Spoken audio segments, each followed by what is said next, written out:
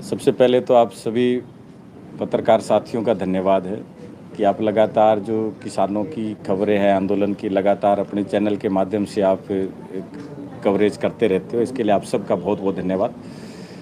आज का जो प्रेस का करने का हमारा मुख्य जो उद्देश्य था कि रविवार को यहाँ देवीलाल यूनिवर्सिटी सिरसा में सुनीता दुग्गल और deputy speaker Ranveer Gangwa party की एक मीटिंग करने के लिए आते हैं और उस दिन किसानों के ऊपर लाठीचार्ज किया जाता है और किसानों को गिरफ्तार किया जाता है और उनके ऊपर मुकदमे बनाए जाते हैं। तो हम एक तो ये कहना चाहते हैं कि आपके प्रेस के माध्यम से कि यूनिवर्सिटी का बार बार पार्टी की मीटिंग के लिए प्रयोग करना ये कहाँ तक सही है, जबकि एक वो पार्टी की मीटिंग हो रही है, कोई सार्वजनिक काम नहीं है, कुछ नहीं है।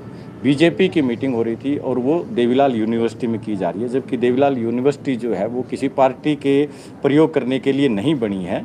तो इसलिए उस यूनिवर्सिटी का दुरुपयोग किया जा रहा है, राजनीतिक जो अपने वो गुंडागर्दी करके और राजनीतिक प्रभाव से यूनिवर्सिटी के अंदर बार बार मीटिंगें करके यूनिवर्सिटी का दुरुपयोग किया जा रहा है, सरकारी जो संपत्ति है उसका एक पार्टी के द्वारा। दूसरा, रणवीर गंगवा जो है वो एक डिप्टी स्पीकर है।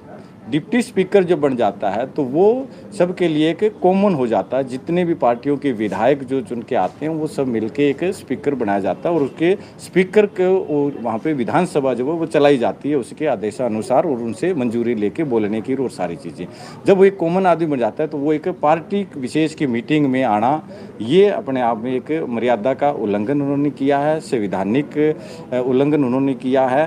तो डिप्टी स्पीकर गंगवा जो है उनके खिलाफ मुकदमा दर्ज होना चाहिए, जो एक उसके ऊपर संवैधानिक पद पर बैठते हुए उन्हें सारी मर्यादाएं तोड़ने का काम किया है। देश के अंदर जो आंदोलन चल रहा है, इस आंदोलन को बदनाम करने के लिए एक लगातार जो ये पार्टी है वो षड्यंत्र रचती आई है। रविवार के दिन भी यही हुआ, एक षड्यंत्र यहाँ पे किया गया। हम सुबह से संयुक्त मोर्चे के आह्वान के ऊपर उनको काले झंडे दिखाने के लिए किसान जो है तीनों गेटों के ऊपर खड़े थे कि जैसे ये लोग बाहर आएंगे हम इनका विरोध करेंगे और इनको काले झंडे दिखाएंगे।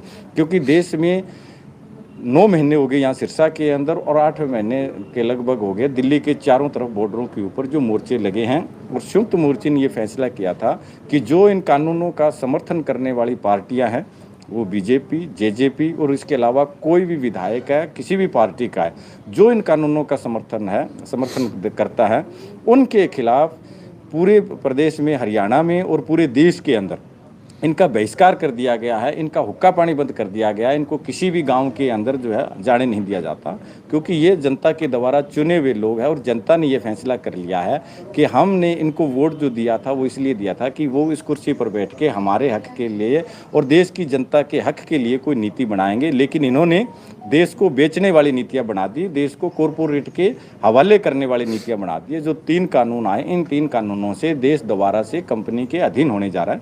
उसके खिलाफ जो इतने लंबे समय से आंदोलन चल रहा है, इसी आंदोलन के चलते संयुक्त मोर्चे का आह्वान था और हम काले झंडे दिखा रहे थे।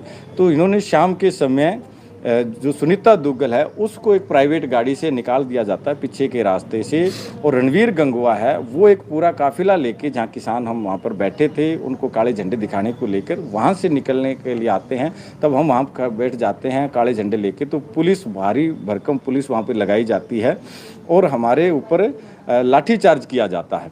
उसी दौरान जब वो गाड़ी सड़क से निकलती है तो पीछे से कोई सड़क के दूसरे साइड पे कुछ शरारती तत्व ऐसे खड़े थे जिन्होंने उनके ऊपर पत्थर बरसाने का काम किया है। तो हमारा मानना यह है कि ये जो लोग पत्थर बरसाया था ये इन्हीं के द्वारा प्लांट किए गए लोग थे ताकि किसान आंदोलन को बदनाम किया जा सके। अब उन लोगों को चिन्हित करके उन पे मुकदमा बनाने की बजाय किसानों को ही उन्होंने टारगेट किया, और जो शांतिपूर्ण तरीके से हम आंदोलन चला रहे थे हमारे ऊपर मुकदमे बनाए गए हैं, और जो लोग वहाँ पर बैठे थे शांतिपूर्ण तरीके से उनके ऊपर लाठियाँ चलाई गई। हमारे साथी बैठे, इनको लाठियाँ लगी है। बुजुर्ग बैठे हैं जो आराम से वहाँ पर बैठे थे, झंडे दिखा रहे थे, इनको पुलिस ने टारगेट करके लाठियाँ बरसाई है।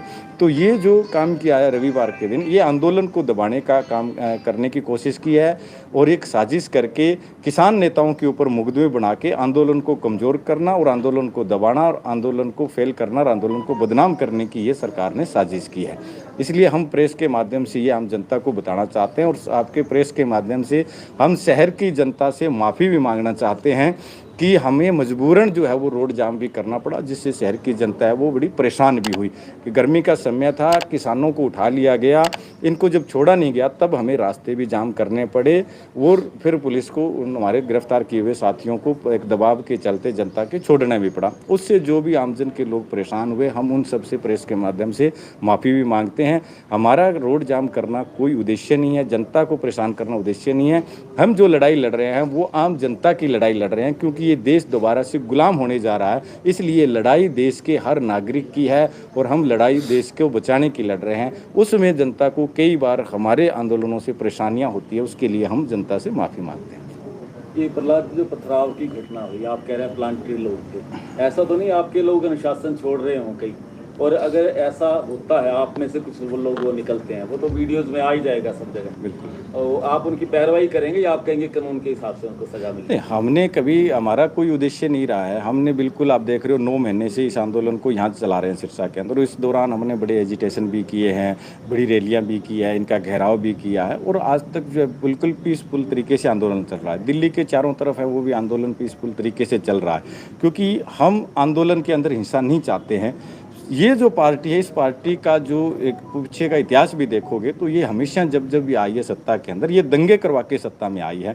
गुजरात के अंदर भी देखोगे, जब से देश आज़ाद हुआ तब से लेके गुजरात में हिंदू और मुसलमानों को कभी दंगे नहीं हुए, लेकिन बीजेपी ने वहाँ पे दंगे करवाए प्लांटेड करके। हरियाणा के अंदर कभी भी जातीय दंगे नहीं हुए थे, लेकिन जैसे बीजेपी हरियाणा के अंदर आती है तो यहाँ पर भी जातीय दंगे इन्होंने करवाए हैं।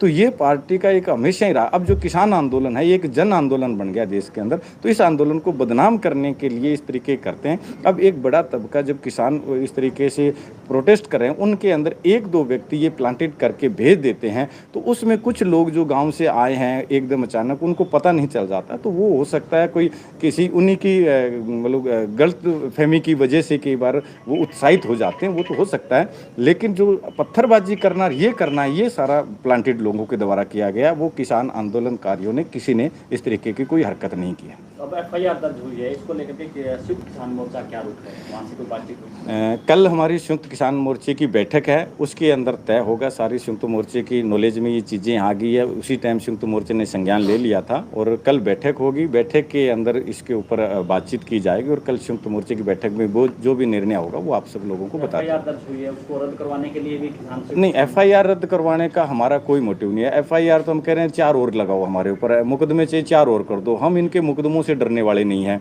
ये जितने मुकदमे बना दे, जो मर्जी कर ले, कुछ झूठे मुकदमे सबको पता है। आपकी मीडिया की कवरेज भी हुई है, सब वो चीज़ें साफ हो, उसके अंदर भी किसने क्या किया क्या नहीं, वो सारी चीज़ें हैं।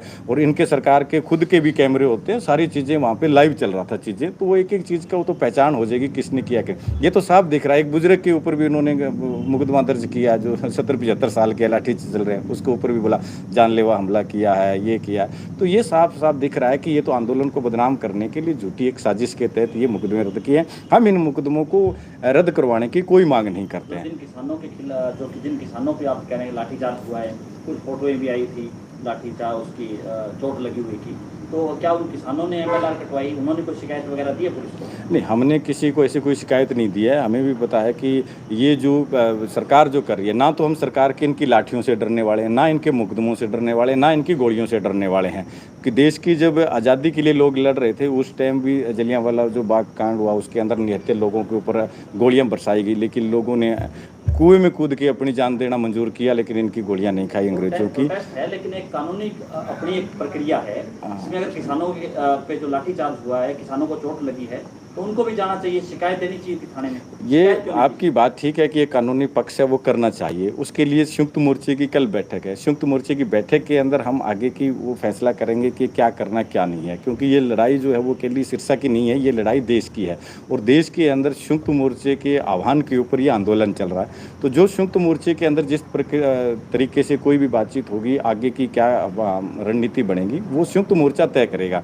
हम तय नहीं कर सकते ये चीज़ें। तो कल हमें वहाँ पे बुलाया है, कल मीटिंग में बैठेंगे, सारी बातचीत होगी। और ये जो मुकदमे ये तो पहले भी हमारे ऊपर बने हुए हैं, 307 के मुकदमे दिल्ली सरकार ने भी बना रखे हैं, वहाँ पे 26 से उससे पहले भी हिसार के अंदर भी मुकदमे बना रखे हैं, टोहाना के अंदर भी मुकदमे बनाए। मुकदमे वापसी की हमने कभी आज तक मांग की नहीं है। हम कहे जितने मुकदमे इतने बनाए इतने और बनाओ। जब 6 अक्टूबर को यहाँ पे हमने प्रोटेस्ट किया, उस टाइम भी हमारे ऊपर मुकदमे बनाए थे, जब अंदर पकड़ के लेके गए। हमारी तो लड़ाई उस टाइम जो बेगुनाह लोगों को पकड़ा था उसके लिए रोड हमने जाम किया था कि हमारे साथियों को जेल से छोड़ दो। आप कागजों में अपने बनाए रखो मुकदमे जितने बनाने हैं। हमारी लड़ाई है देश को गुलाम होने से बचाने के लिए, और इस देश को गुलाम होने से बचाने को लेकर अगर हमारी जान भी जाती है तो हम पीछे नहीं हटेंगे। मुकदमे तो कोई बड़ी चीज़ नहीं है।